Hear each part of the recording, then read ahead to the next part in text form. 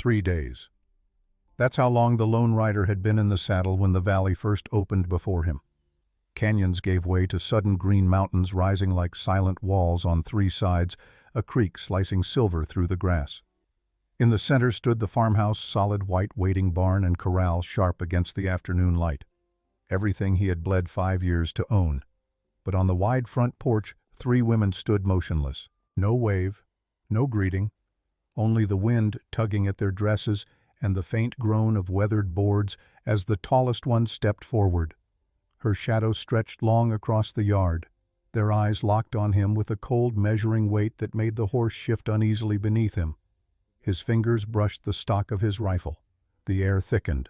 Something unspoken crackled between them, and the fresh start he had ridden so far to claim suddenly felt like the jaws of a trap beginning to close. 3 days. That's how long Bennett Ash had been in the saddle when he first caught sight of the valley. 3 days of riding through country that got lonelier with each mile. Through canyon passes where the walls pressed in close enough to block out the sun. Across dry riverbeds that hadn't seen water since spring. Past abandoned homesteads where doors hung open and window glass lay shattered in the dirt. 3 days with nothing but his horse for company. And his thoughts, which were worse company than silence. Bennett was 35 years old enough to have seen things that aged a man beyond his years. Young enough that some part of him still believed in fresh starts, still believed that a man could outrun his past if he rode far enough. The land deed sat in his saddlebag, folded careful, protected from the dust and sweat. $2,200, every cent he'd saved in 5 years of working cattle ranches from Wyoming to Colorado. 5 years of dawn to dusk labor, of sleeping in bunkhouses that smelled like unwashed men and old tobacco, of keeping his head down and his mouth shut and his money hidden in a tin can under his bunk. 5 years building toward this moment, toward land that belonged to him, toward a life where he answered to nobody. The war had taken that from him, the ability to be his own man. 4 years of following orders, of marching where they told him, fighting where they pointed, killing men whose faces he couldn't remember but whose screams still woke him some nights. Antietam had been the worst. No, Gettysburg had been the worst. Actually, they'd all been the worst in different ways. Bennett shook his head, pushed the memories down where they belonged, buried deep, locked tight. This was supposed to be his escape from all that. This valley, this farm, this fresh start that a man named Ezekiel Voss had sold him in a Denver saloon 6 weeks ago. Prime cattle country, Ezekiel had said, smiling that easy smile, white teeth flashing. I'd keep it myself, but I got family in California. Opportunity there, you understand. But this land, he'd tapped the deed, this land will make you rich if you work it right. Bennett had been suspicious at first. Land this good didn't just get sold in saloons to strangers. But Ezekiel had papers, legal documents, a surveyor's map. Everything looked legitimate. And Bennett had been ready, so ready to stop drifting, to stop working for other men's dreams, to build something of his own. He'd paid cash, right there in the saloon, counted out $2,200 in bills and coins, while Ezekiel watched with that smile that never quite reached his eyes. You won't regret this, Ezekiel had said. Bennett was starting to think he might. The valley opened up before him now, wide, green in a way that surprised him, mountains rising on 3 sides, a creek cutting through the western edge, grazing land that rolled gentle toward stands of pine and aspen. It was beautiful, more beautiful than the map had suggested. The farmhouse sat in the center, 2 stories, white paint that had weathered to gray in places but still looked solid, a barn that stood square and true, corrals with new-looking fence posts, fields that showed signs of cultivation. This was real. This was actually real. Bennett allowed himself a moment, just one moment, to feel something like hope. Then he saw them. 3 women standing on the front porch, just standing there, still as statues, watching him approach. Bennett's hand drifted toward his rifle, slow, casual, not wanting to seem threatening but wanting to be ready, just in case. The woman in the middle was tall, taller than most men Bennett knew, 6 feet easy, maybe more. Shoulders broad as a blacksmith's, arms that showed muscle built from years of hard work. Dark hair pulled back severe from a face that was handsome in a harsh way. Strong jaw, sharp cheekbones, eyes that measured him like a rancher measuring livestock. She stepped forward. The porch boards groaned under her weight. "You must be Bennett Ash," she said. Her voice carried across the yard without strain, deep, controlled, the kind of voice that expected obedience.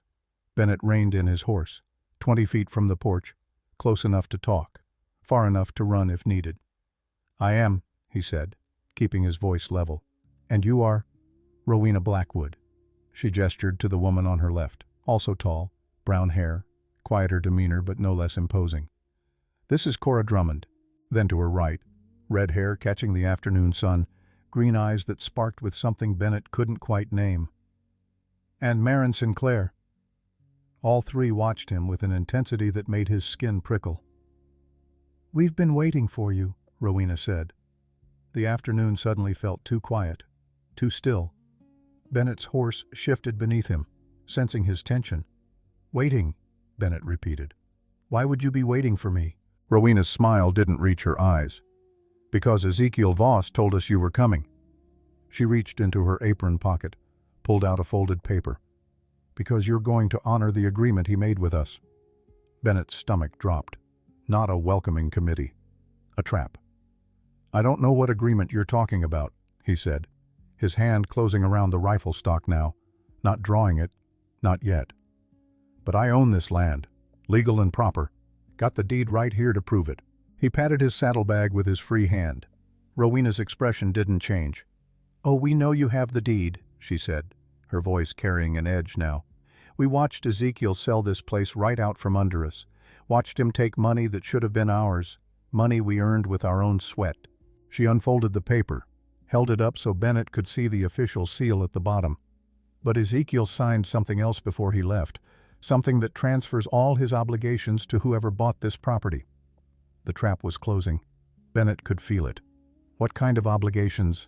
Cora spoke for the first time, her voice softer than Rowena's, but firm, no hesitation. "Partnership obligations," she said. "Working this land together, sharing the profits equally, building something that lasts." She paused, met his eyes directly. "And sharing our lives." The way she emphasized that last part, the deliberate weight she put on those words, Bennett understood exactly what they meant, what they expected. His mouth went dry.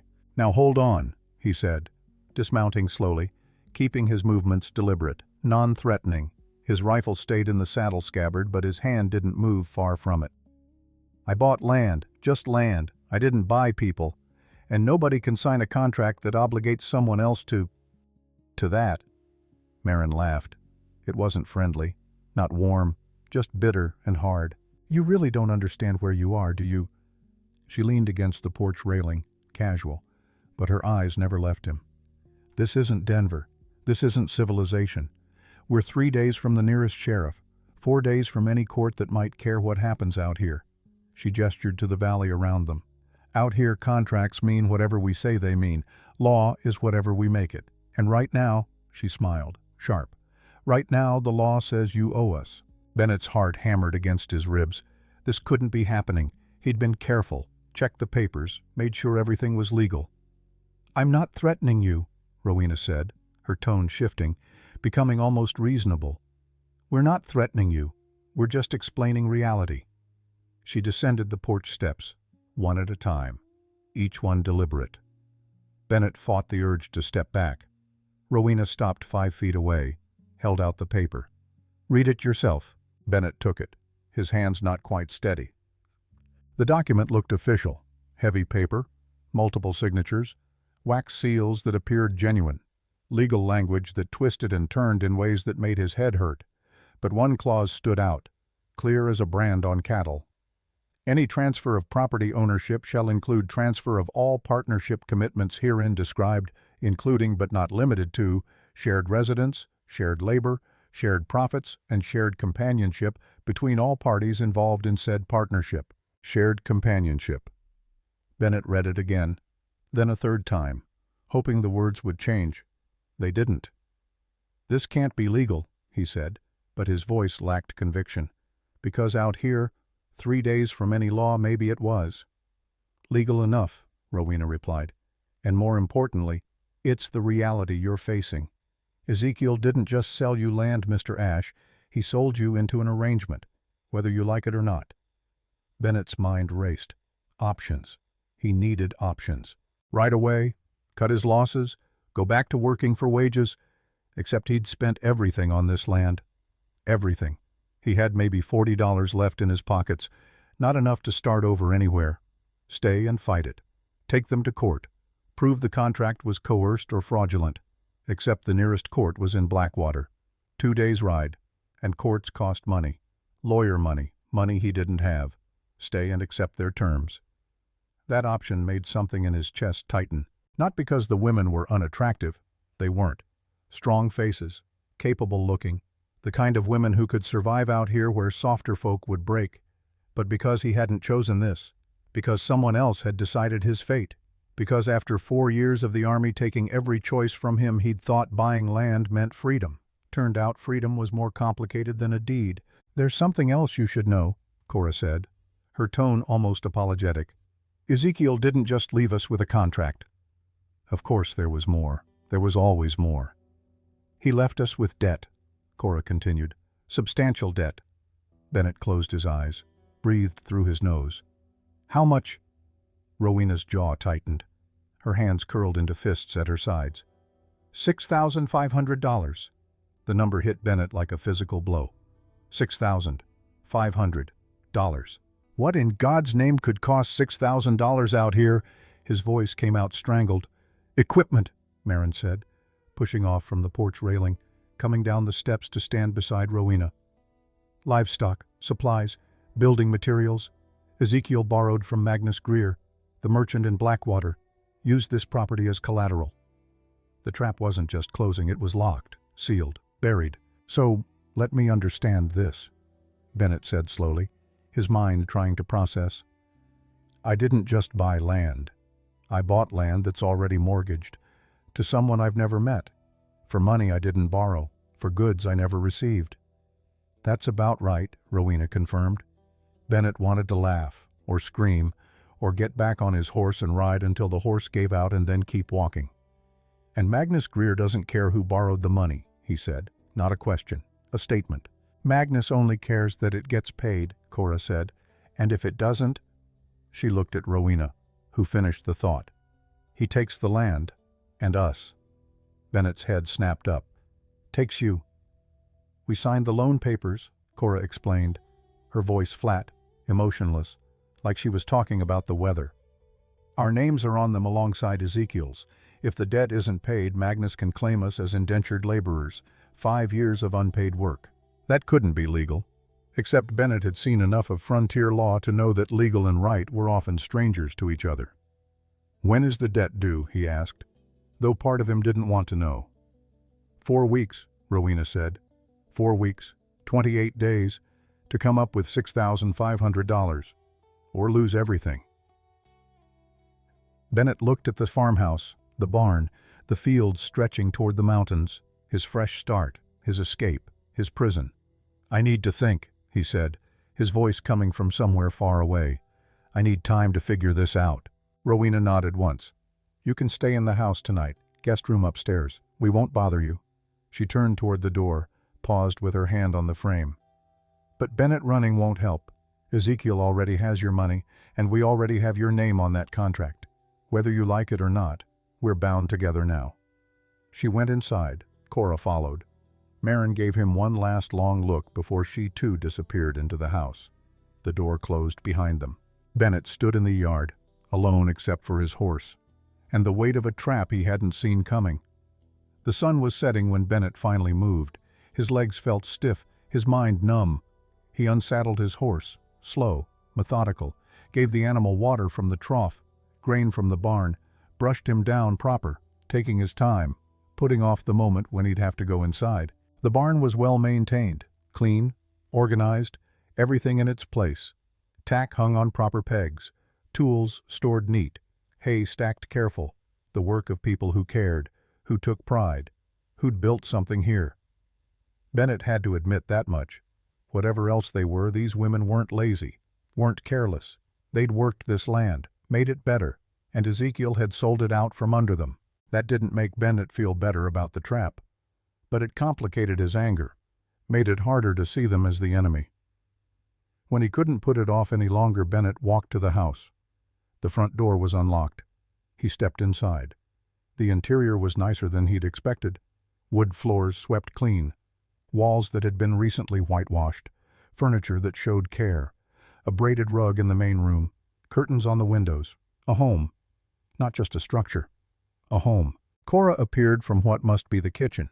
She carried a tray, bread, cheese, something that smelled like stew. "Thought you might be hungry," she said. "You've been riding for days." Bennett nodded, didn't trust his voice. She set the tray on the table. "Your room is upstairs. First door on the right. Water for washing. Clean linens." She paused. "We're not your enemies, Bennett. I know it doesn't feel that way right now, but we're not." She left before he could respond. Bennett sat at the table, ate without tasting, his mind going in circles, looking for a way out that didn't exist. When he finished, he climbed the stairs, found the room Cora had mentioned, small, clean, a bed that looked handmade but solid, a wash basin, a window that overlooked the eastern fields, a lamp already lit on the bedside table. Bennett closed the door behind him, set his rifle against the wall, sat on the bed, stared at nothing. Outside the window, the last light faded from the sky. Stars appeared, bright and cold and indifferent to the problems of men who made bad choices. Bennett had made a bad choice, trusted too easy, wanted too much, and now he was paying for it. He pulled out the deed, read it again by lamplight. Property transferred from Ezekiel Voss to Bennett Ash, $2,200, paid in full, all rights and privileges thereof granted to said Bennett Ash. Rights and privileges. What a joke. He'd bought the right to inherit someone else's debts, someone else's obligations, someone else's tangled mess. The smart thing would be to leave. Tonight. While they slept. Take his horse, ride back toward Denver, find work. Start over with the $40 in his pocket and whatever pride he had left. Bennett had started over before. After the war ended and he'd found himself standing in a field in Virginia with nothing but his rifle and the clothes on his back. After his parents died of fever the winter he turned 23.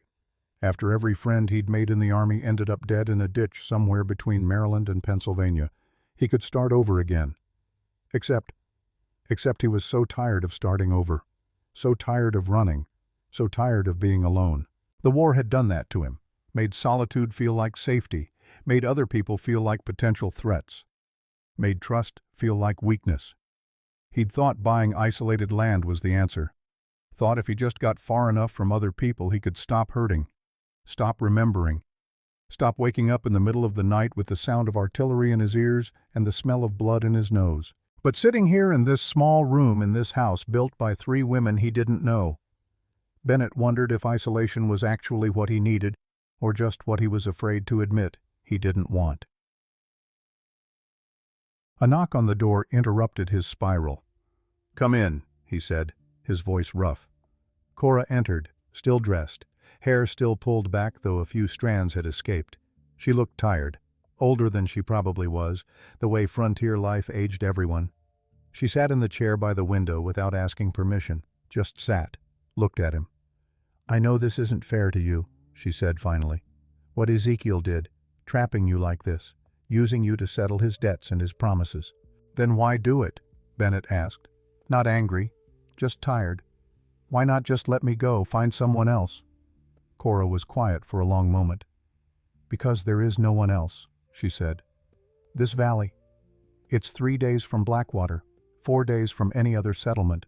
The only people who come out here are running from something, or looking for something they can't find anywhere else." She met his eyes.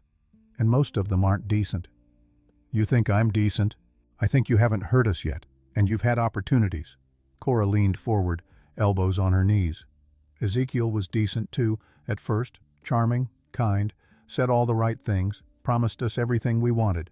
"What changed?" Cora's expression hardened. "He did. About 6 months in, started drinking heavy, started gambling, started borrowing money against the land we'd improved with our own hands, our own sweat." She shook her head.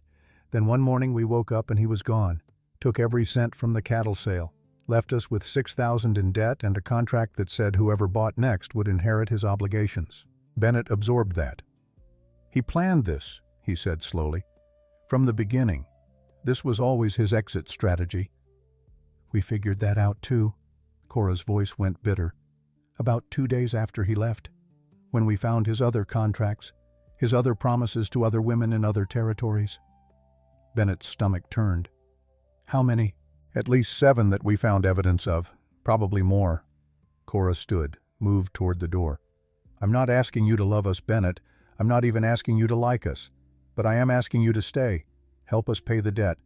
After that, she shrugged. We can figure out the rest, or not. Your choice.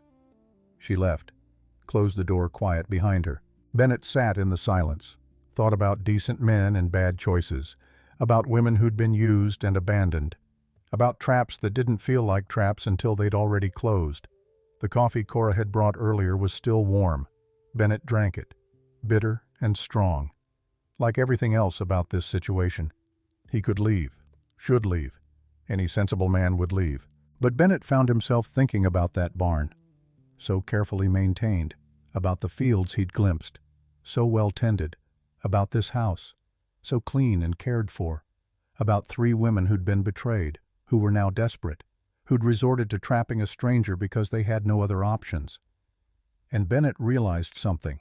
He understood desperation, understood being backed into a corner with no good choices, understood doing questionable things to survive. The war had taught him that much. He lay back on the bed, stared at the ceiling. Tomorrow he'd have to decide. Tonight he was just tired. So tired. Morning came too early. Bennett woke to the sound of roosters crowing, chickens clucking, the bang of a screen door somewhere below. For a moment he forgot where he was. Then it all came back. The farm, the debt, the trap. He dressed quickly, splashed water on his face from the basin, checked his rifle out of habit, though he had no intention of using it. Downstairs, the kitchen was already busy. Rowena stood at the stove, cooking eggs in a cast-iron pan. The smell made Bennett's stomach growl despite his anxiety. Marin sat at the table, sharpening a knife, the rhythmic scrape of metal on whetstone. Cora was nowhere visible. "She's checking the cattle," Rowena said without turning around, like she'd read his mind. "We've got 35 head, not a fortune, but good stock." Bennett stood in the doorway, uncertain. "Sit," Rowena commanded, not harsh, just matter of fact. Bennett sat. Marin kept sharpening, didn't look at him, just kept that knife moving across the stone in smooth, practiced strokes. "I didn't run," Bennett said. "We noticed," Marin replied, still not looking up. "That's a good sign." "Is it? Means you're considering staying." Rowena brought plates to the table, eggs, bacon, fresh bread still warm. "Means maybe you're not as selfish as Ezekiel." Bennett wanted to argue, to say that not running didn't mean he was staying, that he hadn't decided anything yet. But the food smelled too good, and he was too hungry, and arguing seemed pointless. He ate. The food was excellent, better than excellent, the kind of cooking that spoke of years of practice, of caring about details, of taking pride in even simple things. "Ezekiel told us about you," Rowena said, sitting across from him with her own plate. "Before he left, said you were a veteran, Union Army, fought at Antietam." Bennett's hand tightened on his fork. "He had no right telling you that. Also said you fought at Gettysburg." Rowena's expression softened slightly. "That you were looking to get away from people, that you wanted isolation, peace." She took a bite of eggs, chewed, swallowed. "I understand that," she continued, "the wanting to be alone, the needing space from other people. But Bennett," she met his eyes, "this valley is the most isolated place in the territory, 3 days from anywhere, and it's still not empty, because we're here, and we're not leaving." Marin finally looked up from her knife. "This land," she said, "we've worked it for 18 months. We dug those irrigation channels you saw. We built that chicken coop. We broke those horses. We planted those fields. Every improvement you can see," Rowena added. "We made it. Ezekiel took credit, signed his name, played the man. But the work was ours." Bennett set down his fork. "Show me," he said. Rowena raised an eyebrow. "Show you what?" "Everything. The whole farm. All the improvements you're talking about." Bennett pushed his plate away. "If I'm going to make any kind of decision, I need to see what I'm deciding about." Rowena stood, grabbed her hat from a peg by the door. "All right then." She opened the door. "Let's show you what you bought." The irrigation system was impressive, more than impressive. It was brilliant. Channels dug by hand, lined with carefully placed stones, feeding water from the creek to 3 separate fields in a network that showed real understanding of water flow and grade. Cora designed this, Rowena explained, walking along the main channel, her boots leaving prints in the damp soil. Her father was a blacksmith back in Ohio, taught her about metals and mechanics, how things work, how to make systems that last. Bennett knelt beside one of the channels, examined the stonework up close. Each stone fitted precise, sealed with clay, built to last decades. "This represents months of work," he said. 4 months, Marin confirmed, standing with her arms crossed. Ezekiel complained the whole time, said it was too much effort for too little return, that we should just let the fields flood naturally when the creek ran high. Bennett shook his head. Natural flooding doesn't work in August, when the creek drops. You need controlled irrigation to get crops through late summer. Exactly what Cora told him, Rowena said, a hint of pride in her voice. They moved to the cattle pastures. 35 head of mixed breeds, all healthy-looking, grazing on good grass that showed signs of careful pasture management. "We bought these with our own money," Marin said. "Pooled everything we'd saved from working other ranches, other jobs. Ezekiel said he'd match it. Buy another 30 head. Make us a real operation." She laughed, bitter. "Never did. Spent that money on whiskey and gambling in Blackwater instead." Bennett counted the cattle, estimated their value, maybe $3,000 worth. Not enough to cover a $6,000 debt, but substantial, real. "What about crops?" he asked. Rowena led him to the wheat fields, 2 full acres. The wheat just starting to head out, green and healthy. "We planted in April," she said. "Should be ready for harvest in 7 or 8 weeks. This soil is better than we expected. Should get a good yield." 7 weeks. 3 weeks after the debt came due. "Magnus won't wait for the harvest," Bennett said. "No," Rowena agreed. "He won't." They walked back toward the house, Bennett's mind calculating despite himself. 35 cattle at maybe $80 each. 2,800. The wheat harvest. Another 1,000 if they got lucky. Maybe 1,200 if they got very lucky and found a good buyer. Still short. Way short. "There's more," Cora said. She'd appeared from the barn, wiping her hands on a rag. "Something we haven't told you yet." Of course there was more. Bennett braced himself. "What?" Cora exchanged glances with Rowena, who nodded. "Ezekiel didn't just borrow 6,000, Cora said. He also signed over first rights to all our production, our cattle, our crops, everything." Bennett closed his eyes. "To Magnus." "To Magnus," Cora confirmed. "At prices Magnus sets." The trap wasn't just closed, it was welded shut. "So even if we harvest the wheat and sell the cattle," Bennett said slowly, "working it through, Magnus controls what we get paid. He can offer pennies on the dollar, and we'd have no legal recourse." "That's the situation," Rowena said. Bennett sat down on the porch steps, put his head in his hands. 3 women stood watching him, waiting. He could feel their eyes, their hope, their desperation. "This is impossible," he said finally. "Yes," Rowena agreed simply. "Ezekiel set this up deliberately, to fail, so Magnus could take the land for a fraction of its value." "We think so too." Bennett looked up at 3 women who'd been lied to, used, abandoned, left holding debts they couldn't pay and promises they hadn't made. Women who were now trapped, just like him. And something shifted in his chest, something he hadn't felt in a long time, not since the war. The stubborn, stupid refusal to let bad men win, the rage that came from watching innocent people get crushed by the cruel and the greedy, the determination that had kept him alive through 4 years of hell. "All right," he said, standing up. "Here's what we're going to do." All 3 women leaned in. "First, I need complete honesty about everything. The debt, the farm, the contract, Ezekiel, Magnus, all of it. No more surprises." Rowena nodded. "Agreed." "Second, we work together, as partners, real partners, equal say and decisions." Cora smiled slightly. "Third," Bennett met each of their eyes in turn. "About the companionship clause. I'm not agreeing to anything right now. That's something that happens naturally, if it happens at all. Not because of some contract. Understood. Marin grinned. Understood. And fourth. Bennett took a breath. We're going to save this farm. I don't know how yet. But Ezekiel and Magnus don't get to win, not after what they did to you. Rowena extended her hand. Strong, calloused, honest. Partners, then, she said. Bennett shook it. Her grip was firm. Partners, he agreed. For the first time since arriving, Bennett felt something other than panic. He felt purpose. That afternoon they sat around the kitchen table, papers spread out before them. The loan documents from Magnus, the partnership agreement Ezekiel had signed, the deed, the land survey, everything. Bennett studied it all, looking for loopholes, weaknesses, anything they could use. Magnus is coming in 4 weeks, Rowena said. He always collects in person, makes a show of it, brings men with him. Why? Bennett asked.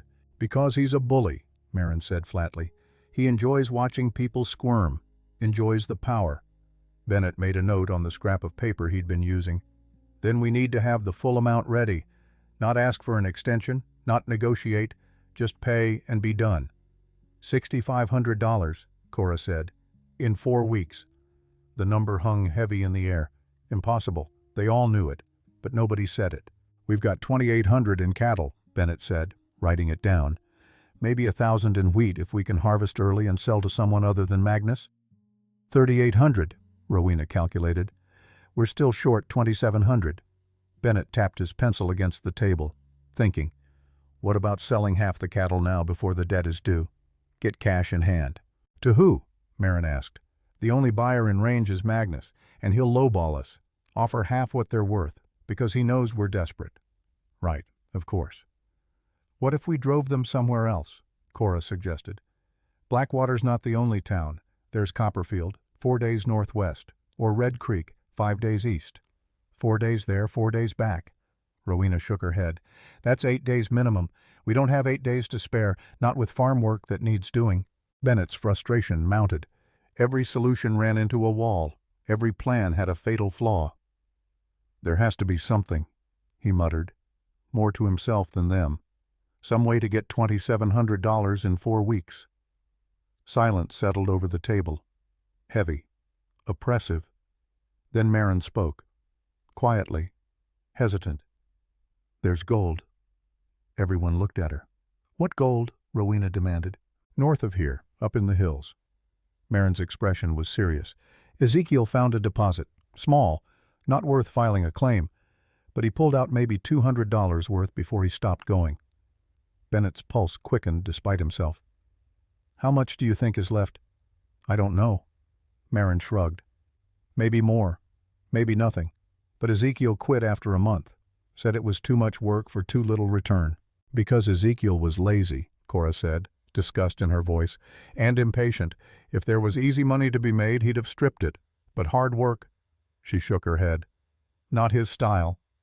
Bennett stood, paced to the window, looked out at the valley, at the mountains rising to the north. Show me, he said, turning back to them. Show me where this gold is. Now, Rowena asked. No time like now. They saddled horses, all 4 of them, rode north as the sun climbed toward its peak. The land got rougher as they went, flatter grazing country giving way to foothills, foothills giving way to steep slopes covered in pine and scrub oak. Marin led them up a narrow canyon. Water trickled through the bottom. Not much, just enough to keep the rocks wet. There, she said, pointing to a spot where the canyon bent, where the creek had carved a small pool. Ezekiel found color in the gravel, spent 3 weeks digging before he gave up. Bennett dismounted, walked to the creek edge. The others followed. He knelt in the cold water, scooped up a handful of gravel and sand, swirled it in his palm the way he'd seen prospectors do.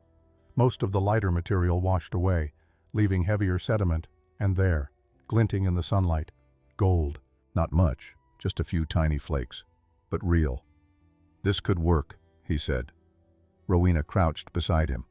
Could work, but gold mining is hard labor, back-breaking, and slow.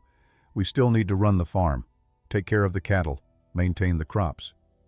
So we work in shifts, Bennett said, standing, brushing water from his hands. 2 people up here digging, 2 people at the farm. Rotate every other day. Keep everything moving. Cora looked doubtful. Even working full-time, I don't know if we can pull out $2,700 in gold in 4 weeks. That's a lot of gold. Do we have another option? Bennett asked. No one answered, because they didn't. This was it, their only shot. We start tomorrow, Bennett said. Dawn, bring shovels, pans, buckets, anything we can use to move gravel. Marin looked at the creek, at the narrow canyon, at the enormous amount of earth they'd need to move. Gold mining it is then, she said. They rode back to the farm as afternoon shadows lengthened, Bennett's mind already working through logistics. 4 weeks, $2,700, 3 women he barely knew, and a debt that would destroy them if they failed. But for the first time since arriving, something had settled in Bennett's chest. Not certainty, not confidence, just determination. They weren't going to fail. He wouldn't allow it. That evening, Bennett stood on the porch, watching the sun set over the valley. The land looked peaceful in the fading light, beautiful even. The kind of place a man could build a life, if circumstances were different, if he hadn't walked into a trap. Behind him he heard the sounds of the women preparing dinner, the clank of pots, the murmur of conversation, the easy rhythm of people who'd learned to work together. Bennett thought about that, about partnership, real partnership, not the forced kind Ezekiel's contract demanded, but the kind built on mutual respect, shared struggle, common purpose. Maybe that's what they could become. If they survived the next 4 weeks, if they paid the debt, if they didn't kill each other first. The door opened behind him. Rowena stepped out, stood beside him at the railing. She didn't speak right away, just looked out at the same view. Finally she said, "You didn't have to stay." Bennett glanced at her. "I know. You could have left, taken your losses, started over somewhere else with what little you had left." "I thought about it," Bennett admitted. "But you didn't." "No." Rowena was quiet for a moment. "Why?" she asked. Bennett considered the question, really considered it. "Because I'm tired of running," he said finally. "I spent 5 years after the war running. From memories, from people, from anything that might hurt, from anything that might matter." He turned to face her fully. "And I'm tired of it. Tired of being alone. Tired of being afraid. Tired of thinking that isolation is the same as safety." Rowena's expression softened. "We've been hurt too," she said quietly. "By Ezekiel. By men before him.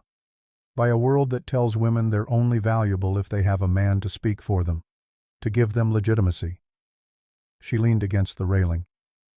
"But we're not looking for someone to save us, Bennett. We're looking for someone to stand with us, to work beside us, to treat us like equals instead of property." "I understand that," Bennett said. "Do you—" Rowena's eyes were intense. "Because that companionship clause, it's not about Ezekiel's twisted fantasy.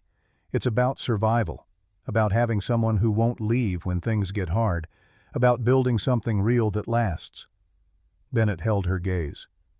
"I need time," he said, "to trust, to know you, to know if this is real or just desperation making us both see what we want to see." Rowena nodded slowly. "That's fair," she said. "More than fair, actually. But understand this. We're not waiting forever. We already wasted 18 months on Ezekiel, on his lies and his promises and his charm." She straightened. "If you're not serious about being here, about being part of this, then leave now, before we get attached, before it hurts worse." The honesty hit Bennett hard, raw and real and painful. "I'm serious about saving the farm," he said, "about paying the debt, about not letting Magnus and Ezekiel win. Beyond that—" He shook his head. "I don't know yet. I need to see how the next 4 weeks go, see if we can actually work together, see if this partnership is real or just another trap with better intentions." Rowena studied his face, searching for something. After a long moment she nodded. "Then that's where we start," she said. "With the work, with the partnership, with proving we can trust each other." She moved toward the door, paused with her hand on the frame. "Thank you, Bennett," she said without looking back. "For staying, for trying. That's more than most men would do." She went inside, left Bennett alone on the porch. The last light faded from the sky. Stars appeared one by one, bright and cold and distant. Bennett thought about the war, about all the times he'd stood watch while other men slept, alone with his thoughts and his fears and his memories. He'd thought buying land would end that loneliness. Turned out it just changed the shape of it, made it more complicated, more human, more real. Inside the house he heard laughter. Something Marin said. Cora's response. Rowena's deep chuckle. The sound of people who'd become family through shared hardship. Bennett wondered if he could become part of that. If four broken people could somehow make each other whole. Tomorrow they'd start digging for gold, start the real work of survival. Tonight he allowed himself to feel something he hadn't felt in years. Hope. Fragile and uncertain, but real. As real as the land beneath his feet, as real as the debt hanging over their heads, as real as three women who'd offered him partnership in the only way they knew how. Bennett took one last look at the valley, at the land he'd bought without knowing what it would cost. Then he went inside, to plan, to prepare, to face whatever the next 4 weeks would bring, together, for better or worse. They were in this together now. Dawn came cold and unforgiving. Bennett woke to darkness, to the sound of someone moving downstairs, pots clanking, the stove being lit. He dressed in the dark, pulled on his boots, grabbed his rifle more from habit than necessity. Downstairs, Rowena already had coffee brewing, strong, black, the kind that could wake the dead. "Couldn't sleep either?" she asked. Bennett shook his head. "Too much thinking." "Thinking doesn't pay debts," Rowena said, but her tone was gentle, understanding. "Working does." Cora appeared from outside, carrying eggs from the henhouse, her breath visible in the morning chill. "Marin's loading the horses," she said. "Shovels, pans, food for the day." They ate quickly, eggs and bread, nobody talking much. The weight of what they were about to attempt sat heavy on all of them. 4 weeks to find $2,700 in gold, in a creek that had already been partially worked, by 4 people who'd never done serious prospecting. Impossible. Except they had no choice. "Bennett and I will take the first shift," Rowena said, draining her coffee. "You two handle the farm, check the cattle, water the crops. We'll swap out tomorrow." Marin nodded. "Don't break your backs up there," she said. "We need you functional." Rowena smiled grimly. "We'll pace ourselves."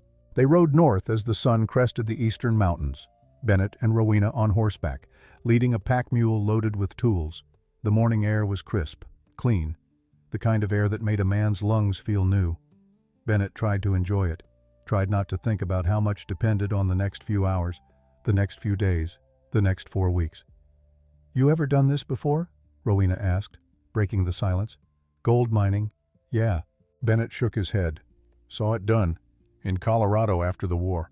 Prospectors everywhere. But I never tried it myself." "Me neither," Rowena admitted. "Ezekiel did it for a few weeks. Came back with gold dust and stories. Mostly stories." They reached the canyon as the sun hit the upper ridges. Dismounted. Unloaded the mule. 2 shovels. 3 gold pans. 2 buckets. A pick. A sieve. Tools for moving earth. For finding gold. For saving their lives. "Where do we start?" Bennett asked. Rowena pointed to where the creek bent, where water had carved a small pool. "Ezekiel said gold settles in the bends, in the quiet water, gets trapped by the rocks." They waded into the creek. The water was shockingly cold, mountain runoff, snowmelt from peaks that stayed white year-round. Bennett's feet went numb almost immediately. "This is going to be miserable," he said. "Probably," Rowena agreed. "Let's get started." The first hour was brutal, shoveling gravel from the creek bed, panning it in the frigid water, finding nothing but rocks and sand. Bennett's hands cramped from the cold. His back protested the constant bending. His knees ached from kneeling in the stream bed. Rowena worked beside him, silent, focused, her movements economical. Practiced. She'd done hard labor before. It showed. "Nothing," Bennett said, dumping another pan of worthless gravel. "Keep going," Rowena replied, not looking up from her own pan. They kept going. 2nd hour, 3rd hour. The sun climbed higher, warmed the air but not the water. Bennett's hands were raw, red, bleeding in places where the shovel handle had rubbed. Still nothing, just rocks, sand, disappointment. Maybe there's nothing here, he said, around hour 4. Rowena finally stopped, looked at him. Maybe, she admitted, but we can't afford to assume that, not yet. She dumped her pan, scooped fresh gravel, swirled the water, and froze. Bennett. Her voice was different, tight, excited. Bennett waded over, looked into her pan. There, at the bottom, mixed with the black sand. Gold. Not much. Just a few tiny flakes. But unmistakable. Real. We found it, Rowena breathed. Bennett felt something unclench in his chest. We found it, he echoed. Right. They worked with renewed energy after that. Found a rhythm. Bennett shoveling gravel into buckets, Rowena panning it out, saving the black sand that held the gold. Slowly, painstakingly slowly. The gold dust accumulated. By the time the sun started dropping toward the western ridges, they had maybe half an ounce. Maybe. How much is that worth? Bennett asked, his voice hoarse from not speaking for hours. Maybe $20, Rowena said. If we're lucky, $20. After 10 hours of back-breaking work, they needed $2,700. Bennett did the math, felt his hope crumble. At this rate, we'd need— I know, Rowena interrupted. Don't say it, I know. They packed up as twilight settled over the canyon, rode back to the farm in silence, both too exhausted to talk, too discouraged to pretend otherwise. Cora and Marin had dinner waiting, stew, bread, coffee that tasted like salvation. How'd it go? Marin asked, though her expression said she already knew. We found gold, Rowena said, setting a small vial on the table, the gold dust barely visible at the bottom. Cora picked it up, held it to the lamplight. Is this all? That's all. The silence that followed was crushing. Tomorrow will be better, Bennett said, not believing it. We'll work faster, dig deeper, find richer deposits.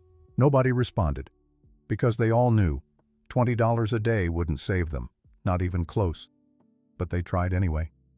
The next day, Cora and Marin took the canyon shift, came back with even less, maybe $15 worth. The day after, Bennett and Rowena tried again. $25.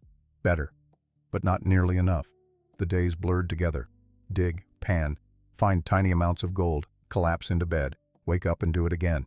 Bennett's hands became calloused. Then the calluses broke open. Then they healed into harder calluses. His back developed a permanent ache. His knees protested every morning, but they kept working, because stopping meant losing everything. A week passed. They'd accumulated maybe $300 in gold, 300 out of 2,700 needed, and 3 weeks left. It's not enough, Marin said one evening, staring at their collection of gold dust. We're not going to make it. We have to make it, Cora insisted. Wanting something doesn't make it happen, Marin shot back. Then what do you suggest? Rowena's voice was sharp, tired. Give up hand everything to Magnus. I'm suggesting we face reality. Reality is, we keep working. The tension in the kitchen was thick enough to cut. Bennett stood, walked outside, needed air, needed space, needed to think. Cora followed him out. They stood on the porch, looking at stars that didn't care about their problems. She's scared, Cora said quietly. Marin, she's just scared. We're all scared, Bennett replied.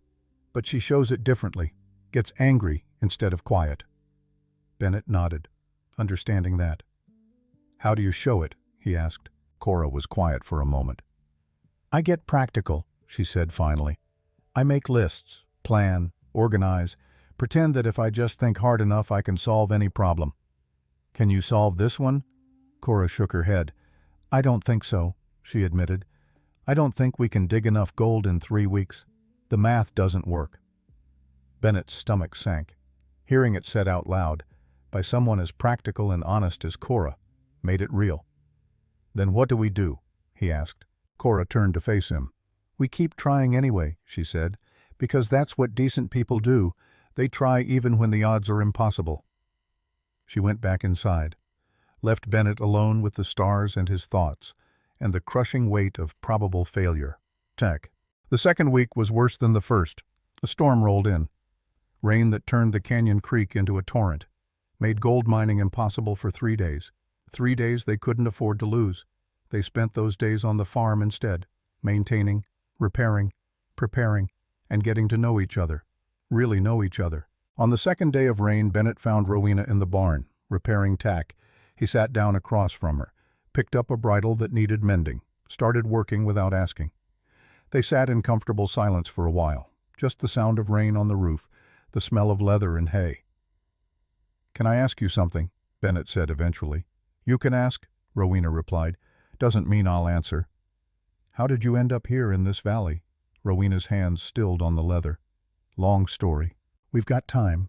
She considered, then nodded. "I grew up in Kansas," she said. "Farm family, decent people. But my father died when I was 16. Mother couldn't run the place alone. We lost it." She pulled the stitching tight. "I worked whatever jobs I could find. Cleaning, cooking, farm labor. Saved every penny. Thought maybe I could buy land someday, start over." "What changed?" "I met Ezekiel." Rowena's voice went flat. "Charming, handsome, said all the right things, told me about this valley, this opportunity, promised partnership, promised family." She set down the bridle. "I believed him, gave him all my savings, $1,200, everything I had. He said he'd match it, buy this land, make us both owners." "But he didn't." "He bought the land with my money," Rowena said. "Put only his name on the deed. When I objected, he said it was just a formality, that we were partners in spirit even if not on paper." Her hands clenched. "I was stupid enough to believe him." Bennett shook his head. "You weren't stupid. You were trusting. There's a difference." Rowena looked at him, something soft in her expression. "Thank you for saying that."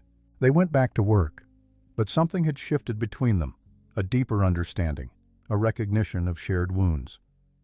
That evening, Marin cornered Bennett in the barn, literally cornered him, blocked the door with her substantial frame.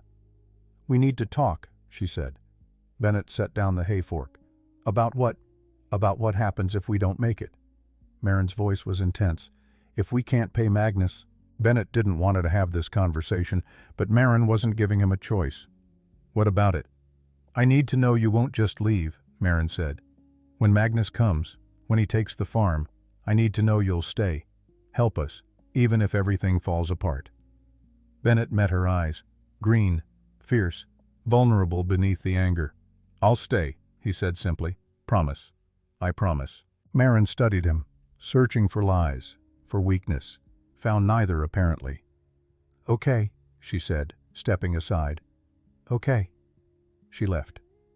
Bennett stood in the barn, wondering what he'd just committed to, and realizing he meant it, even if they lost everything. He'd stay, help them somehow, because walking away now would make him no better than Ezekiel. And Bennett Ash had seen enough of bad men. He wouldn't become one. The third day of rain finally broke. They rode back to the canyon, found the creek transformed, higher, faster, clearer, and potentially richer. "Stormwater moves things around," Cora said, studying the stream bed. "Might have exposed new deposits."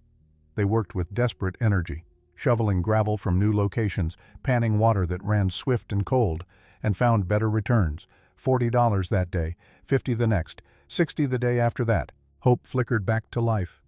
Maybe, just maybe, if they could maintain this pace, if they worked every waking hour, if nothing else went wrong, they might make it. But something always goes wrong. On the 15th day, Bennett woke to shouting, ran downstairs to find Cora at the window. "Riders," she said. "5 of them." Bennett's blood went cold. Magnus, 2 weeks early. He grabbed his rifle. Rowena and Marin appeared, also armed. "Stay calm," Rowena said. "Don't shoot unless they shoot first." The riders came into the yard, 5 rough-looking men. The leader was massive, over 6 feet, heavy, scarred face. Magnus Greer.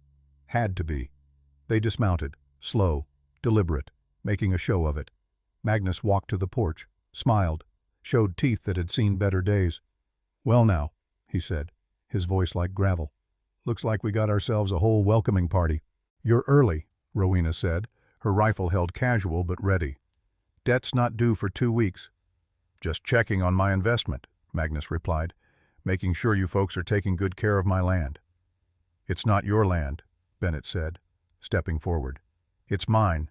Legal deed, legal purchase." Magnus's eyes shifted to him, evaluated. Dismissed. You must be the new fool, Magnus said. The one Ezekiel sold to. I'm the owner, Bennett corrected. Owner of debt, maybe, Magnus laughed. You got my money ready? We'll have it when it's due. Will you now?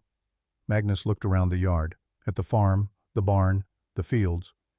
Because from where I'm standing, this place doesn't look like it's generating $6,500. That's not your concern, Rowena said. Everything about this property is my concern. Magnus took a step closer. See, I got rights here. First rights to all production, all sales. You try to move cattle without my say-so. That's theft. Bennett's grip tightened on his rifle. We know the terms, he said. Do you?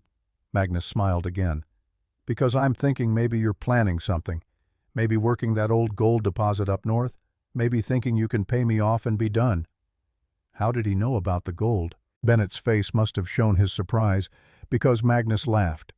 You think Ezekiel didn't tell me everything? Every inch of this land, every possible resource. He shook his head. I know about the gold. I know how much is up there. About $800 worth. Maybe $1,000 if you're lucky, and work yourself to death. He leaned against the porch railing. So even with that, even selling every cow, every bushel of wheat, you'll still be short. He let that sink in. Which means in 2 weeks this farm is mine, and you 4. He looked at each of them. You're mine too. We'll see about that, Marin said. Magnus straightened. Yes, he agreed. We will. He mounted his horse. The others followed. 2 weeks, Magnus called as they rode out. Have my money or have your bags packed. Yeah. They watched until the riders disappeared. Then Rowena lowered her rifle. Her hands were shaking. He's right, she said quietly. Even with everything, we're short. Bennett did the math in his head. 800 in gold if they were lucky, maybe 3,000 for the cattle. 1,200 for early wheat if they could harvest and sell fast. 5,000 total, still short 1,500. 1,500 they had no way to get. There has to be something, Cora said. Something we're missing. But none of them could think of what. That night, they barely slept. Bennett lay in bed, staring at the ceiling, running through options, discarding them one by one, borrow from someone else, who they were 3 days from anyone, and nobody loaned money to desperate people. Rob Magnus, insane, illegal, would get them all killed or jailed. Run, leave everything, start over somewhere else. But that would leave the women with nothing, would make Bennett as bad as Ezekiel. No. He couldn't do that, wouldn't do that. But he didn't know what else to do. A soft knock on his door. Come in, he said. Rowena entered, wearing her nightdress, hair loose around her shoulders. She looked different like this, softer, younger, vulnerable. Can't sleep either, she asked. Bennett sat up. Too much thinking. Thinking without solutions, Rowena said, sitting on the edge of his bed. The worst kind. They sat in silence, the house quiet around them. I'm sorry, Rowena said finally. For what? For dragging you into this. For trapping you with that contract. For... Stop, Bennett interrupted. You didn't drag me into anything. I chose to stay. You didn't have all the information. I had enough. Bennett met her eyes. I knew about the debt. I knew about Magnus. I chose to stay anyway. Rowena's expression crumpled, just for a moment. Then she got it under control. Why? She whispered. Bennett thought about that, about all the reasons, the complicated tangle of them. Because I was tired of running, he said. Because you all deserved better than Ezekiel. Because... He paused. Because somewhere in the last 2 weeks this stopped being just about saving a farm. It became about saving a family. Rowena's eyes went bright, wet. We're not your family. Maybe not by blood, Bennett agreed, but by choice. By shared struggle. I think maybe you are. A tear escaped, rolled down Rowena's cheek. She wiped it away, angry. Damn it, she muttered. I don't cry. Bennett smiled slightly. Your secret's safe with me. Rowena laughed, wet, shaky, but real. She stood, moved toward the door, paused, turned back, crossed the room in 3 quick strides, kissed Bennett. Hard, fierce, desperate. He responded without thinking, pulled her closer. The kiss lasted maybe 10 seconds. Felt like longer. When they broke apart, both were breathing hard. "I shouldn't have done that," Rowena said. "No," Bennett agreed. "The companionship clause has nothing to do with this." Rowena searched his face. "Doesn't it?" Bennett shook his head. "This is just us, two people who care about each other, separate from any contract." Rowena smiled, small but genuine. "I do care about you, Bennett Ash." "I care about you too, Rowena Blackwood." She left then, closed the door quiet behind her. Bennett lay back down, his heart still racing, his mind even more unsettled than before. But somewhere under all the chaos, a warmth, a connection, something real, something worth fighting for. The next morning Bennett made a decision, gathered everyone at breakfast. "We're going to try something different," he announced. 3 women looked at him, waiting. "Instead of splitting up, we all go to the canyon, all 4 of us, work together, move more gravel, cover more ground." "What about the farm?" Cora asked. "We do farm work early morning and late evening, use every hour of daylight at the canyon." "That's brutal," Marin said. "So is losing everything," Bennett replied. They looked at each other. Rowena nodded first. "Let's do it." The new schedule was punishing. Up at 4 in the morning, feed animals, water crops, handle urgent repairs, ride to the canyon by 6, work until sunset, ride back, handle evening chores, collapse into bed, sleep 4 hours if they were lucky, wake up and do it again. But it worked. 4 people working together moved 4 times the gravel, found 4 times the gold. The returns improved dramatically. $100 a day, $150. With 10 days left, they'd accumulated $2,000 in gold. Combined with cattle and wheat, they might, just might, actually make it. Hope became something more than a fragile flicker. It became a real possibility. The work brought them closer. 4 people suffering together, bleeding together, laughing together when someone slipped in the creek or dropped a pan of already processed gravel, crying together when the exhaustion became too much. Bennett watched Cora work with quiet determination, never complaining, just steady, reliable. Watched Marin push herself past reasonable limits, her competitive nature refusing to quit even when her body screamed. Watched Rowena lead without dominating, encouraging, praising, keeping spirits up when hope flagged. And somewhere in all that work and suffering, Bennett fell in love, not with one of them, with all of them, with their strength, their resilience, their refusal to give up, with the way Cora hummed while she worked, the way Marin cursed colorfully when she found gold, the way Rowena smiled when they hit their daily goal. He fell in love with the family they'd become, against all odds, against all logic, a family. 5 days before the deadline, disaster struck. They were working a promising section of creek, moving gravel fast, finding good color. Bennett was waist-deep in water, shoveling gravel into buckets, didn't see the deadfall log upstream, didn't see it break loose from where it had been wedged, didn't see it coming until Rowena screamed. "Bennett." He turned. The log hit him, knocked him off his feet. Underwater, tumbling. Can't breathe, can't see. Slammed into rocks. Pain exploded in his ribs, his head, then hands grabbing him, pulling, dragging. He broke the surface, gasping, choking. The women hauled him to the bank, laid him out on the gravel. "Bennett," Rowena's voice, panicked. "Bennett, can you hear me?" He coughed, water and blood. "I'm okay," he managed. "You're bleeding," Cora said. Bennett looked down. His shirt was torn, a gash across his ribs. Deep, not deadly, but not good. "We need to get him back to the house," Marin said. "We need to keep working," Bennett protested, trying to sit up. The world spun. He lay back down. "You're done for today," Rowena said, her tone brooking no argument. "Maybe tomorrow too. We can't afford to lose you either." They got him on a horse somehow, rode back to the farm. Cora cleaned and bandaged the wound. Marin made him drink something that tasted like poison but eased the pain. Rowena sat beside his bed, holding his hand. "You scared me," she said quietly. "Sorry." "Don't be sorry. Just don't die." Bennett squeezed her hand. "Wasn't planning on it." She smiled, but her eyes were wet. "Rest," she said. We'll handle tomorrow. Bennett wanted to argue, to insist he'd be fine, but his body had other ideas. He fell asleep still holding her hand. He woke the next morning to voices downstairs.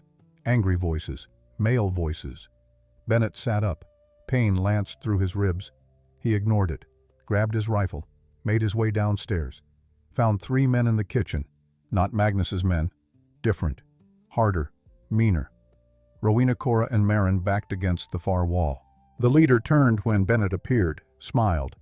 "Well now," he said, "the man of the house." Bennett leveled his rifle. "Get out." The man laughed. "Friendly sort, aren't you?"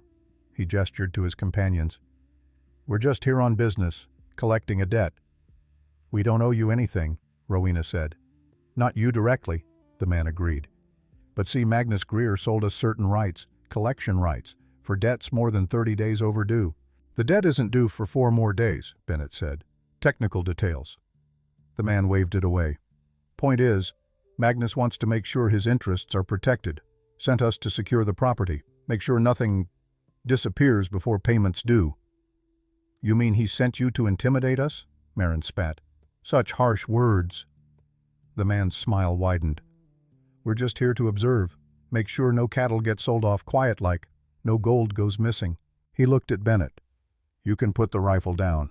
We're not here to fight, just to watch." Bennett didn't lower the rifle. "You can watch from outside." The man's smile faded. "Don't make this difficult." "I'm making it clear," Bennett said. "This is my property. You're trespassing. Leave now or I'll remove you."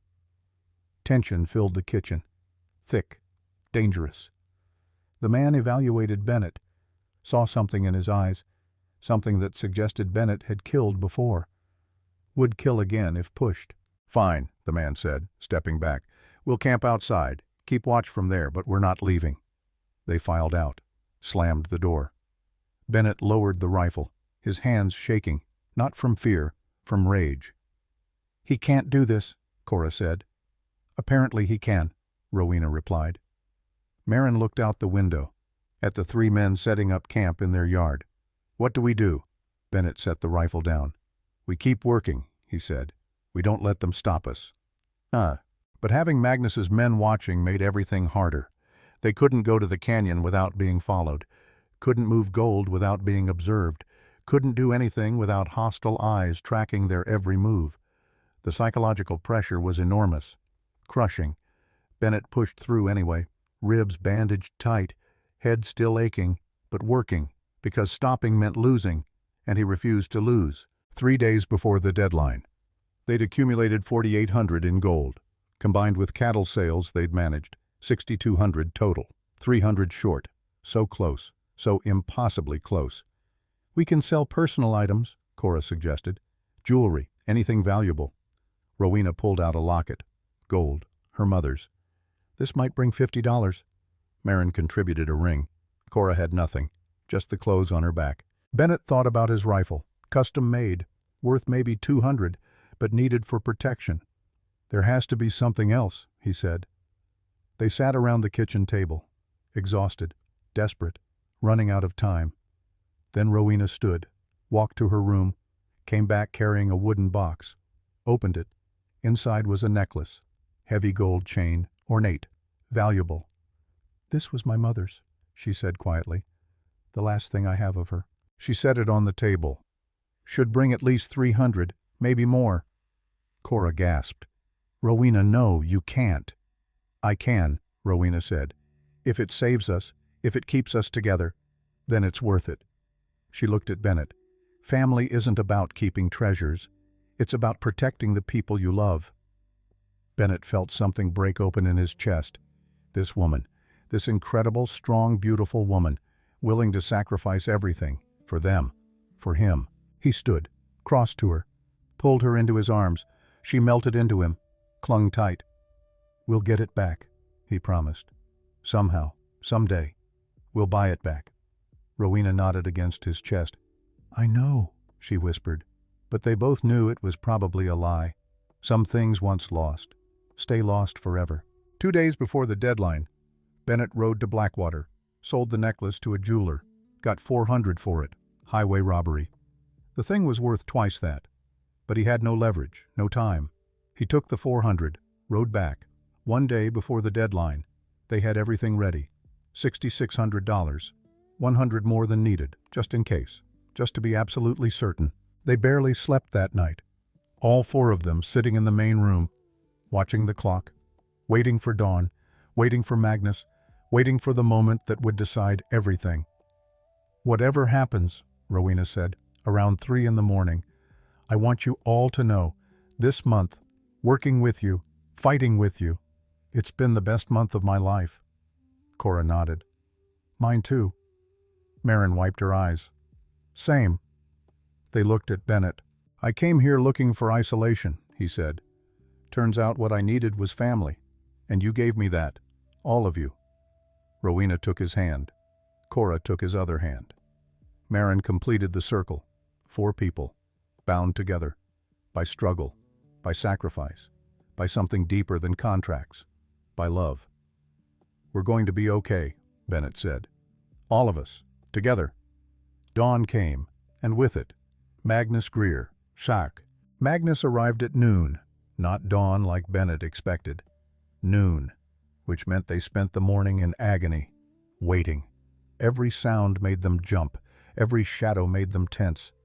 The 3 men Magnus had sent to watch them stood in the yard, arms crossed, smirking. They knew something the 4 inside didn't. Bennett stood at the window, watching the road. His rifle leaned against the wall beside him. Not that it would help. Magnus had 8 men, maybe more, and killing Magnus would just transfer the debt to someone else, someone potentially worse. Behind him, Rowena paced, back and forth across the kitchen. Her hand kept drifting to her neck, to where her mother's necklace used to hang, finding nothing.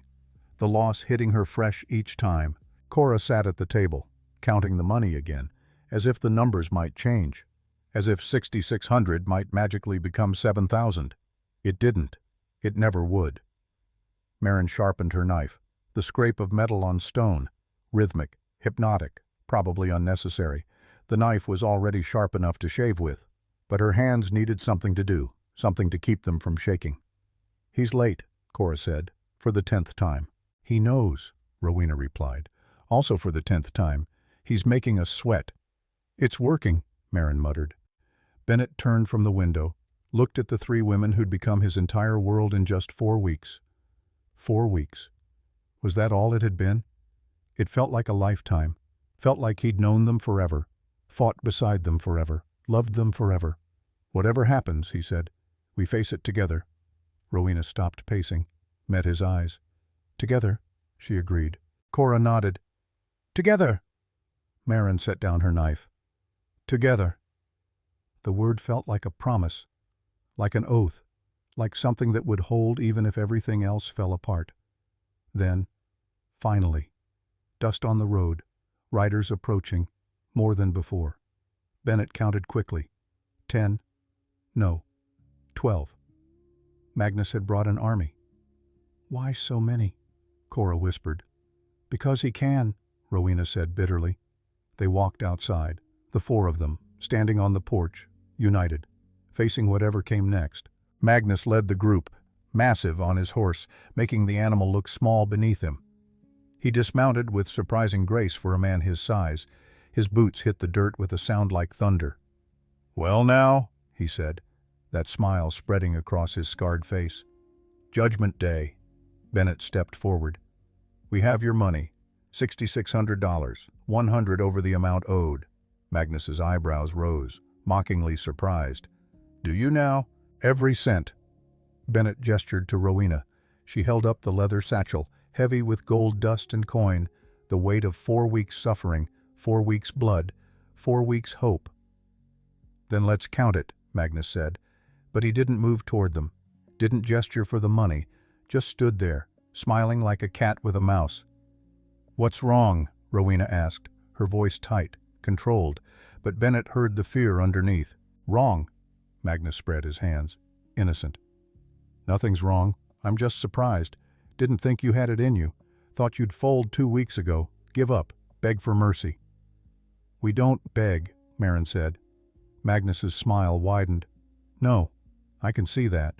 You're fighters, all of you, stubborn, determined. He shook his head. Admirable, really. Most folks would have quit. We're not most folks, Bennett said. No, Magnus agreed. You're not, which brings me to a problem. He pulled a paper from his coat, unfolded it with deliberate care, taking his time, making them wait, making them suffer. Bennett's stomach dropped. He knew, before Magnus even spoke. He knew. This was the trap, the final twist, the knife in the back they should have seen coming. Keek. See, Magnus continued, while you were busy digging for gold, breaking your backs up in that canyon, my lawyer was reviewing the loan documents. He held up the paper. And he found something interesting. No, no, no, no. Not now. Not when they were so close. The interest clause, Magnus said, reading from the paper. Section 12, subsection C, clearly states that any payment received after the designated time incurs a penalty of 15%, compounded daily. The world tilted. Bennett grabbed the porch railing. Needed something solid, something real, because this couldn't be happening.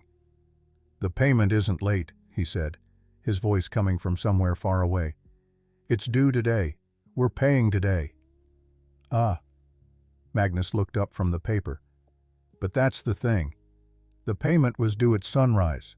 Dawn. First light. Says so right here. He tapped the document. Any payment received after dawn is considered late. He checked his pocket watch. Gold. Expensive. Probably bought with money stolen from people like them. It's now 12 minutes past noon, which makes you approximately 7 hours late. Rowena's legs buckled. Cora caught her, kept her upright.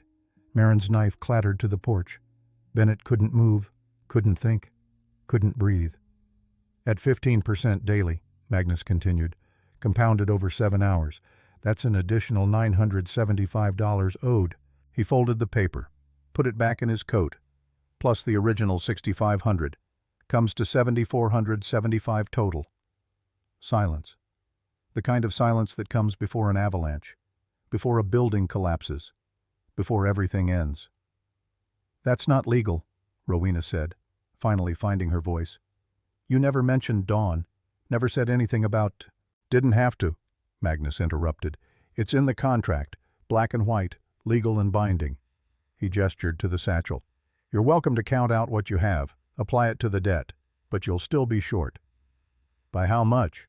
Bennett asked, though he already knew, already felt the answer like a weight on his chest. $875, Magnus said, give or take. So close. They'd come so close, worked so hard, sacrificed so much, for nothing. We can get the rest, Bennett said, desperate now. Give us 2 more days. We'll dig more gold. Can't do it, Magnus said, shaking his head. Contract's clear, full payment including penalties due today, or the property transfers to me, immediately. You're a thief, Marin spat. Magnus didn't flinch. I'm a businessman, and this, he gestured to the farm, this is business. Bennett's vision went red.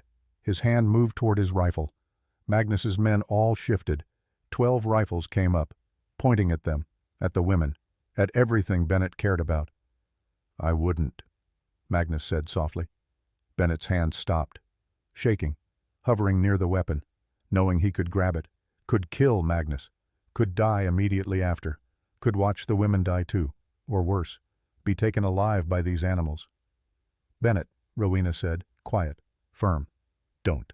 He can't take you, Bennett said, not looking at her, eyes locked on Magnus. He already has. The truth of it hit like a physical blow. Magnus owned them now, the farm, the women, everything, because of a clause buried in small print, because of a trick, because of greed and cruelty and a system that rewarded men like Magnus. I'm giving you 1 hour, Magnus said, to gather your personal belongings and vacate. He turned to his men. Start taking inventory. I want to know everything on this property. The men dismounted, started walking toward the barn, the house, their house. Bennett's hands clenched into fists, helpless, useless, unable to protect the people he loved. Wait! The voice came from behind them, old, weathered, but carrying authority. Bennett turned. An elderly man stood at the edge of the yard, white hair, wire-rimmed spectacles, priest's collar, riding a horse that looked as old as he was. "Who the hell are you?" Magnus demanded. "Father Thomas Whitfield." The old priest dismounted, stiff, slow, but determined. "And I'm here to stop this theft." "Oh," Magnus laughed. "Theft, I'm collecting a legal debt." "A debt based on fraud," Father Thomas said. He pulled papers from his saddlebag. "I have documentation, proof that you deliberately misled these people about the payment terms." He walked forward, each step measured, painful probably, but steady. "I've been investigating you, Magnus Greer, for the past 6 months. Ever since I heard what you did to the Morrison family, and the Hendersons before them, and the Weavers before them." Magnus's smile faded. "I don't know what you're talking about." "Don't you?" Father Thomas held up his papers. "I have signed statements from 12 different families, all of whom you lent money to, all of whom you trapped with hidden clauses, dawn payment deadlines, compounding interest, impossible terms buried in small print." He looked at Bennett, at the women. "You're not the first people Magnus has done this to, but if I have anything to say about it, you'll be the last." Hope flickered in Bennett's chest, small, fragile, but real. "Those statements mean nothing," Magnus said, but his voice had lost some of its confidence. "They mean everything to a judge," Father Thomas replied. "And Circuit Judge Morrison will be in Blackwater in 3 days. I've already filed a formal complaint, charging you with fraud, with predatory lending, with deliberate misrepresentation." Magnus's jaw clenched. "The judge won't see it. My lawyer will." "Your lawyer is being investigated too," Father Thomas interrupted. "For falsifying documents, for backdating contracts, for conspiracy." The old priest stepped closer to Magnus. "Your schemes are over. The law is coming for you." For a long moment, nobody moved. Magnus stared at Father Thomas. The old priest stared back, unflinching, despite being outnumbered, despite facing a man who could crush him, despite everything. Then Magnus laughed, not his usual confident laugh. This one was bitter, defeated. "The law, always the law, as if law ever mattered out here." "It matters when good people make it matter," Father Thomas said. Magnus shook his head. "You know what your problem is, priest. You believe in justice, in fairness, in people getting what they deserve." He gestured to the farm. "But that's not how the world works. The world rewards the strong, the ruthless, the clever." "No," Bennett said, stepping forward. "The world rewards the decent, the brave, the ones who stand up." Magnus turned to him. "You think you're decent, boy? I think I'm trying to be. And you think that matters?" "Yes," Bennett said simply. "I do." Magnus studied him, really looked at him, at this man who'd worked himself to exhaustion for people he barely knew, who'd sacrificed everything for a family that wasn't his by blood, who stood here now, broken and beaten, but still standing. "You're a fool," Magnus said finally. "Maybe," Bennett agreed. "But I'm a fool with a family. Can you say the same?" Something flickered in Magnus's eyes. Pain, old pain, buried deep. "I had a family once," he said quietly. "Wife, 2 daughters. Lost them to fever. 10 years ago." The admission hung in the air. Unexpected. Raw. "After that," Magnus continued, "I stopped caring. About anything. Anyone. Figured if the world could take everything from me, I'd take everything from the world." He looked at the farm, at Bennett, at the 3 women standing behind him. "But you," Magnus said, "you built something here. In 4 weeks, you built a family, something real, something worth fighting for." He was quiet for a long moment. Then he turned to his men. "We're leaving." 12 men stared at him, confused. "Sir," one of them said. "I said we're leaving," Magnus repeated. "The debt is forgiven. The farm belongs to them." Rowena gasped. Cora grabbed her hand. Marin stood frozen. Bennett couldn't process what he was hearing. "You're just giving up?" one of Magnus's men asked. "I'm choosing to be decent," Magnus said. "For once in my miserable life, I'm choosing to do the right thing." He looked at Bennett. "You asked if I have a family. The answer's no. I killed that part of myself when they died. But you," he gestured to the 4 of them, "you're still alive, still capable of love, of building something good." Magnus mounted his horse. "Don't waste it. Don't let grief or anger turn you into someone like me." "Wait," Bennett said. Why change your mind now?" Magnus smiled, sad and genuine. Because I'm tired. Tired of being the villain. Tired of hurting people. Tired of living in a world where nothing matters. He gathered his reins. Maybe helping you will matter. Maybe it won't. But at least I'll have tried. He looked at Father Thomas. The judge can still come. I'll answer for what I've done. But these people, he nodded toward Bennett and the women, they're free.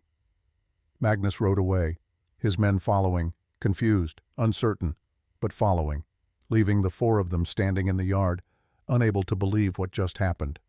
Father Thomas walked over, smiling. Well, he said, that went better than expected. Bennett started laughing.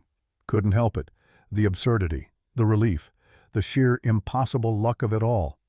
Rowena joined him, then Cora, then Marin, all four of them laughing and crying and holding each other. They'd won, against all odds, against impossible circumstances. They'd won. Thank you, Bennett said to Father Thomas, when he could speak again. The old priest shook his head. Don't thank me, thank Magnus. He made the choice. I just gave him the opportunity. Will the judge really come? Rowena asked. He will, Father Thomas confirmed, and Magnus will face consequences, but perhaps lighter ones, given this act of mercy. He climbed back on his horse. I should go. Long ride back to my parish. Stay for dinner at least, Cora offered. Father Thomas smiled. Thank you. But no, you four need time, to process, to celebrate, to be together. He tipped his hat. Build something beautiful here. Build a life worth living. That's the best revenge against men like Magnus used to be. Then he was gone too, riding away into the afternoon, leaving Bennett and the three women alone, on their farm, their home, their future. They didn't go inside right away, just stood in the yard, holding each other, letting it sink in. The farm was theirs, the debt was gone, Magnus was gone. They were free, finally free. I can't believe it, Cora whispered. I keep waiting to wake up, Marin said. Rowena pulled back, looked at Bennett. You knew. Somehow you knew Magnus would change his mind. Bennett shook his head. I didn't know anything. I just hoped. Hoped that somewhere under all that cruelty there was still a human being. And there was, Rowena said. Barely, Marin muttered. But yeah, there was. They walked inside. Their house. Sat around the kitchen table. The same table where they'd planned. Worried. Suffered. And now, finally, celebrated. What do we do now? Cora asked. Bennett looked around at them. These three incredible women. Now we live. We build. We make this place everything we dreamed it could be. And us? Rowena asked quietly. What about the companionship clause, the contract? Bennett stood, walked to the fireplace, pulled out the partnership agreement Ezekiel had signed, the one that had started all this, the one that had trapped them, and him. He fed it to the fire, watched it burn, turn to ash, disappear. No more contracts, he said. No more obligations. No more forcing anyone to be somewhere they don't choose. He turned to face them. From now on, we're together because we want to be. Because we choose each other, every day. That's the only contract that matters. Rowena stood, crossed to him, took his hands in hers. I choose you, Bennett Ash. Not because of a contract, but because you're decent and brave. And you stood by us when you could have run. I choose you too, Cora said, also standing. And me, Marin added. Bennett felt something break open in his chest. 4 weeks ago he'd arrived here broken, alone, running from his past, from connection, from anything that might hurt. Now he stood surrounded by family, by love, by a future he'd never imagined possible. I choose all of you, he said, voice rough with emotion. Today and every day after. They came together, all four of them, arms around each other, holding tight, as if letting go might make this disappear, make it all a dream. But it wasn't a dream. It was real as the calluses on their hands, as real as the scars on Bennett's ribs, as real as the love growing between them. That night they made dinner together, simple food, stew and bread, but it tasted like victory, like hope, like home. They talked late into the night, about plans for the farm, about spring planting, about buying more cattle, about building additions to the house, about the future they'd almost lost, about the future they'd fought so hard to keep, and slowly, naturally, the conversation turned more intimate, more personal. "Can I ask something?" Cora said, around midnight. "About how this works, between the four of us." Bennett set down his coffee. "Ask. Do you—" She struggled for words. "Do you care for all of us equally, or is there one who—" "I love all of you," Bennett interrupted. "Differently, maybe, because you're different people, but equally, yes, absolutely equally." Rowena smiled. "I was worried that you'd choose one of us eventually, that this would fall apart." "Why would I choose?" Bennett asked. "You're a package, a family. I don't love one of you at the expense of the others. I love all of you as a whole." Marin leaned forward. "And you're okay with that? Really, because most men—" "I'm not most men," Bennett said. "The war taught me that family is whoever stands beside you, whoever fights with you, not who you're related to by blood." He looked at each of them. "You three stood beside me, fought with me, nearly died with me. That makes you my family, all of you, forever." They talked more, about boundaries, about expectations, about how relationships between four people would work. It wasn't simple, wasn't easy, but they were committed to figuring it out. Together. When they finally went to bed, the house felt different, not like four people coexisting out of necessity, but like a home, a real home, built on choice, on love, on mutual respect. 2 years passed. The valley looked different in early summer, green, lush, the creek running full from mountain snowmelt. Bennett stood on the porch, watching his daughter Grace toddle across the yard. 18 months old, dark hair like Rowena, curious eyes, fearless. "Careful," Rowena called from the garden, where she was planting beans with Cora. Marin emerged from the barn, wiping her hands. "The new calf is doing fine, strong, should fetch a good price come fall." They'd expanded the operation. 60 head of cattle now, more land under cultivation. A chicken coop that produced more eggs than they could eat. They sold the surplus to traders, to families passing through, to the growing settlement that had sprung up a day's ride east. The farmhouse had grown too. 2 new rooms, a proper workshop where Cora built furniture to sell, a larger kitchen where they all worked together. Life had settled into a rhythm. Comfortable, productive, full. Grace squealed, chasing a chicken. Bennett smiled, walked down to scoop her up before she caught it. "Got you," he said, lifting her high. She laughed. Pure joy. Rowena joined them, kissed Bennett's cheek, tickled Grace's belly. "Dinner's almost ready." They walked inside together, the 4 adults, the child, a family, not conventional, never would be, but real, and strong, and built on choice. That evening after Grace was asleep, they sat on the expanded porch, watching stars appear. "Father Thomas sent a letter," Cora said. Magnus completed his sentence, moved to California, started a charitable organization, helping widows and orphans. "Good for him," Bennett said, and meant it. "We got an offer on the north pasture," Marin added.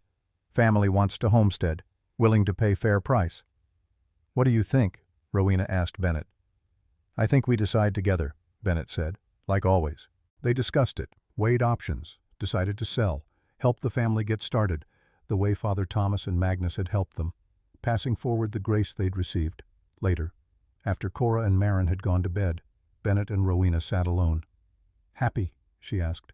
Bennett looked at the farm, at the life they'd built, at the family they'd chosen. "More than I ever thought possible," he said. Rowena rested her head on his shoulder. "Me too." They sat in comfortable silence. 2 people who'd found each other in impossible circumstances, who'd built something beautiful from broken pieces. The trap that almost destroyed them had become the door that saved them. The contract that bound them had become the choice that freed them, and 4 broken people had become one unbreakable family. That was the real miracle. Not that they'd survived, but that they'd thrived. Not that they'd found each other, but that they'd chosen each other, every day, forever, home,